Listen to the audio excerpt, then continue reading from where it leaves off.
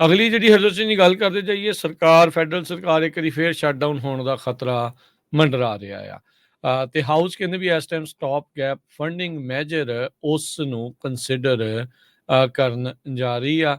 ਸੋ ਇਸ ਮਹੀਨੇ ਦੇ ਇਸ ਆਈ ਥਿੰਕ ਇਸ ਵੀਕ ਦੇ ਐਂਡ ਤੱਕ ਹੀ ਲਾਸਟ ਦਿਨ ਜਿਹੜਾ ਉਹ ਬਚਿਆ ਆ, ਜਿਸ ਵਿੱਚ ਇਹਨਾਂ ਨੇ ਹੁਣ ਕੋਈ ਨਾ ਕੋਈ ਫੈਸਲਾ ਲੈਣਾ ਆ।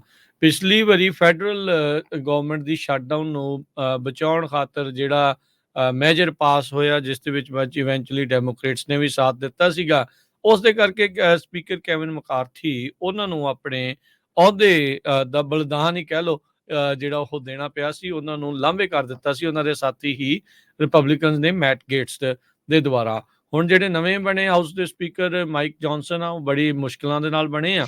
ਹੁਣ ਇਹ ਦੇਖਣਾ ਹੋਊਗਾ ਵੀ ਇਸ ਸ਼ਟਡਾਊਨ ਨੂੰ ਲੈ ਕੇ ਕੀ ਅੱਗੇ ਜਿਹੜਾ ਉਹ ਹੁੰਦਾ ਆ। ਕੰਟੀਨਿਊਇੰਗ ਰੈਜ਼ੋਲੂਸ਼ਨ ਜਿਹੜਾ ਆ, ਇਸ ਨੂੰ ਆਖਿਆ ਜਾਂਦਾ, ਜਿਹੜਾ ਕੀ ਸਟਾਪ ਗੈਪ ਮੈਜਰ ਦੇ ਨਾਮ ਦੇ ਵਜੋਂ ਵੀ ਵਰਤਿਆ ਜਾਂਦਾ ਆ।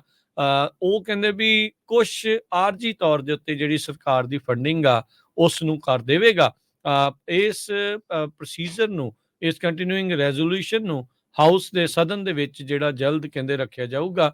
ਇਸ ਨੂੰ ਪ੍ਰੋਸੀਜਰ ਦੇ ਅੰਡਰ ਜਿਹੜਾ ਕਹਿੰਦੇ ਸਸਪੈਂਸ਼ਨ ਆਫ ਰੂਲਸ ਦੇ ਅੰਡਰ ਇਹ ਫਲੋਰ ਦੇ ਉੱਤੇ ਲਿਆਂਦਾ ਜਾਊਗਾ। ਇੱਦਾਂ ਸਸਪੈਂਸ਼ਨ ਆਫ ਰੂਲਸ ਕਰਨ ਦੇ ਨਾਲ ਕਹਿੰਦੇ ਵੀ ਹਾਊਸ ਦੇ ਜਿਹੜੇ ਰੂਲਸ ਦੀ ਕਮੇਟੀ ਆ, ਇਸ ਨੂੰ ਇਹ ਬਾਈਪਾਸ ਕਰ ਜਾਂਦਾ ਆ।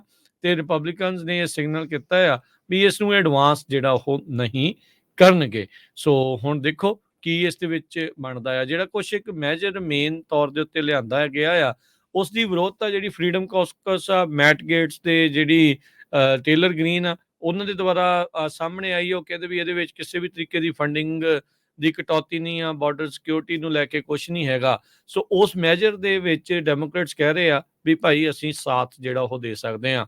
ਇੱਥੇ ਜਿਹੜੇ ਹਾਊਸ ਸਪੀਕਰ ਮਾਈਕ ਜੌਨਸਨ ਆ, ਉਹਨਾਂ ਨੇ ਇਹ ਵੀ ਬਿਆਨ ਦਿੱਤਾ ਆ, ਕਹਿੰਦੇ ਵੀ ਮੈਂ ਬਹੁਤਾ ਇਹਨਾਂ ਚੀਜ਼ਾਂ ਦੇ ਹੱਕ 'ਚ ਨਹੀਂ ਆ। ਅਸੀਂ ਚਾਹੁੰਦੇ ਆ ਵੀ ਲੰਮੇ ਸਮੇਂ ਦੇ ਲਈ ਜਿਹੜੀ ਫੰਡਿੰਗ ਆ ਉਹ ਕੀਤੀ ਜਾਵੇ, ਤਾਂ ਜੋ ਇਹ ਛੋਟੀਆਂ-ਛੋਟੀਆਂ ਜਿਹੜੀਆਂ ਆ ਉਹ ਮੁਸ਼ਕਲਾਂ ਤੋਂ ਆਪਾਂ ਪਾਰ ਲੰਘ ਸਕੀਏ। ਕਹਿੰਦੇ ਇੱਕ ਵਾਰੀ ਜਦੋਂ ਸਭ ਕੁਝ ਸੈੱਟ ਹੁੰਦਾ ਤੇ ਜਿੱਦਾਂ ਕਮੇਟੀਆਂ ਰੂਲਸ ਦੇ ਹਿਸਾਬ ਦੇ ਨਾਲ, ਕਾਨੂੰਨ ਦੇ ਹਿਸਾਬ ਦੇ ਨਾਲ ਕੰਮ ਕਰਨੀਆਂ ਚਾਹੀਦੀਆਂ ਆ, ਉਸ ਦੇ ਵੱਲ ਨੂੰ ਆਪਾਂ ਆਪਣੇ ਸਦਨ ਨੂੰ, ਕਾਰਵਾਈ ਨੂੰ ਜਿਹੜਾ ਹੁਣ ਤੋਰਨਾ ਜਿਹੜਾ ਉਹ ਸ਼ੁਰੂ ਕਰਾਂਗੇ। ਸੋ ਹਾਊਸ ਦੇ ਡੈਮੋਕ੍ਰੇਟਸ ਕਹਿੰਦੇ ਅਜੇ ਵੀ ਮੈਜਰ ਨੂੰ ਲੈ ਕੇ ਡਿਸਕਸ ਕਰ ਰਹੇ ਆ। ਜੇ ਕੋਈ ਫਾਈਨਲ ਡਿਸੀਜਨ ਨਹੀਂ ਇਹਨਾਂ ਨੇ ਲਿਆਂਦਾ, ਪਰ ਅੰਦਰ ਖਾਤੇ ਇਹ ਜਿਹੜੀਆਂ ਕਿਆਸਰਾਈਆਂ ਸਾਹਮਣੇ ਆਈਆਂ ਆ, ਕੁਛ ਅਟਕਲਾਂ ਸਾਹਮਣੇ ਆਈਆਂ ਆ ਵੀ ਜਿਹੜੇ ਕੁਛ ਡੈਮੋਕ੍ਰੇਟਸ ਆ ਇਸ ਮੈਜਰ ਦਾ ਸਾਥ ਜਿਹੜਾ ਆ ਉਹ ਦੇ ਸਕਦੇ ਹੈਗੇ ਆ।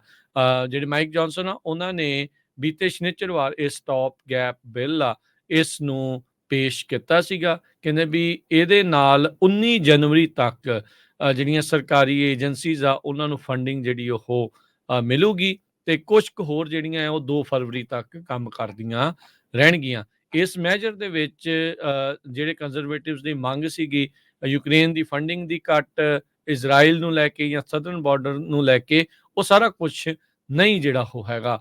ਸੋ ਇਹ ਬਿੱਲ ਕਹਿੰਦੇ ਵੀ ਇਸ ਨੂੰ ਜਿਹੜਾ ਉਹ ਰੋਕਣਾ, ਖਾਸ ਕਰਕੇ ਕ੍ਰਿਸਮਸ ਦੀ ਰੀਸੈਸ ਤੋਂ ਪਹਿਲਾਂ, ਇਹ ਇੱਕ ਬਹੁਤ ਵੱਡੀ ਜਿਹੜੀ ਆ ਉਹ ਮੁਸ਼ਕਲ ਆਊਗੀ। ਉਸ ਦੇ ਲਈ ਉਹਨਾਂ ਨੇ ਕਿਹਾ ਵੀ ਅਸੀਂ ਚਾਹੁੰਦੇ ਆ ਵੀ ਅਸੀਂ ਅਮਰੀਕਨਸ ਨੂੰ ਜਵਾਬ ਦੇ ਆ, ਤੇ ਕਿਤੇ ਨਾ ਕਿਤੇ ਅਸੀਂ ਚਾਹੁੰਦੇ ਆ ਵੀ ਭਾਈ ਜਿਹੜੀ ਸਰਕਾਰ ਆ ਉਹ ਚੱਲਦੀ ਰਹੇ, ਅਦਰਵਾਈਜ਼ ਕੰਮ ਖਰਾਬ ਜਿਹੜਾ ਆ ਉਹ ਹੋਰ ਵੀ ਜ਼ਿਆਦਾ ਹੋ ਸਕਦਾ ਆ।